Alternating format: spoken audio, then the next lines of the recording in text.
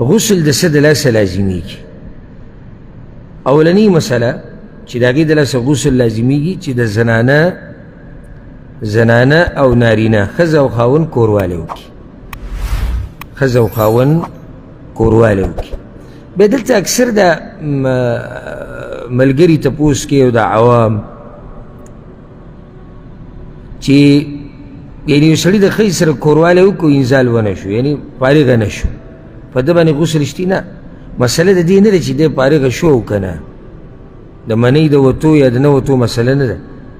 حدیث کې دا راځي اذا جاوز الختان چې د زنانه د نارینه عورت د زنانه په عورت کې ور داخل شو فقد وجب الغسل، نو غسل څه شو؟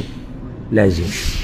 اوس که دی فارغه شوی یي او که نه د ده منی خروج کړی او که نه کړی، خو په ده باندې غسل څه شو؟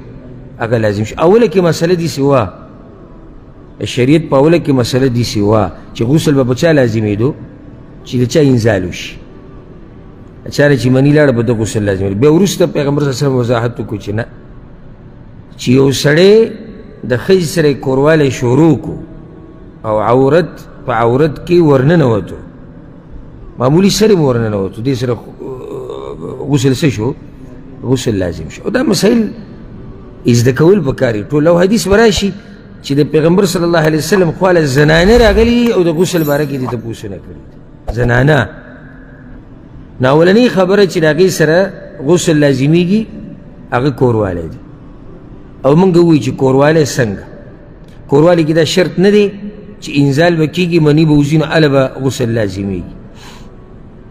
او دا هم په دې غسل نه لازمیږي چې یو سړی یو ښځه خاوند یو بل سره میلاو شي، هسې د کوروالي نه مخکې چې یو بل سره د ښځې خاوند کم میلاوېدی او کم مینه محبت یې هغه وکړي، په دې سره هم غسل نه لازمیږي څو پورې انزال نه شي، هلته به انزال شرط. دویمه مسله، دویمه خبره چې به سره غسل لازمیږي احتلام کېدل، په خوب کې په سړي باندې غسل لازم شي.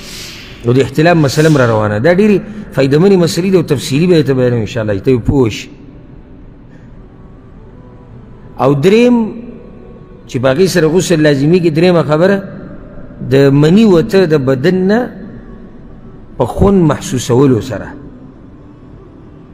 لکه بغیر د کوروالي نه مني وتی شي، او لازم نه چې خوب کې به وځي په ویښه بغیر د کوروالي نه مني وتی شي له بدن نه که نه، او شرط ورسره دی چې په خوند سره، لکه اوس یو سړی بیمار دی د هغه مسله را روانه ده، لکه یو سړی بیمار دی او د هغه نه مني وځي، دا جدا مسله ده. یو سړی په خپله والعیاذ بالله مني وباسي او هغې سره خوند محسوسوي دی، په دې سره غسل لازمي که نه لازمیږي؟ لازمیږي. څو خبرې شوې؟ درې. څلورمه خبره دا د زنانو دپاره ده چې کله زنانه د حیض د بیمارۍ نه پاکې شي او یا د څلوېښتۍ نه پاکې شي، نو په دوی باندې غسل لازم دی.